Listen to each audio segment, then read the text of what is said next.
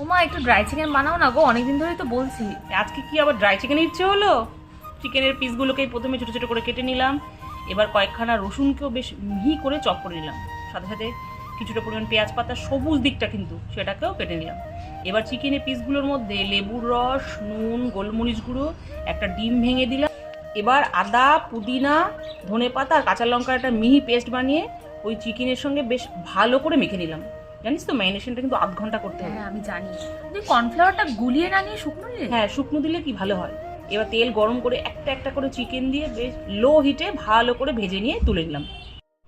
এবার অন্যদিকে একটা প্যান বসি, তাতে সামান্য পরিমাণ সাদা তেল দিয়ে কুচনো রসুনগুলো দিয়ে একবার নেড়ে চেড়ে, পেঁয়াজ পাতাগুলো দিয়ে একবার নেড়ে চেড়ে একে একে টমেটো সস, চিলি সস আর সয়া সস, দেখ আর কিছু সস বাদ আছে? না না, সবই আছে। এবার সেগুলোকে ভালো করে নেড়ে চেড়ে, বেশিক্ষণ না, এবার ভেজে রাখা চিকেনগুলো দিয়ে খুব ভালো করে নেড়ে চেড়ে নিলাম। বাবা গন্ধটা তো খুব ভালো বেরিয়েছে। গন্ধ ভালো বেরিয়েছে? দেখতে কেমন হচ্ছে রে? হেব্বি। দারুণ। ব্যাস তৈরি ড্রাই চিলি চিকেন। নে চটপট এবার শুরু করো, খেয়ে নাও।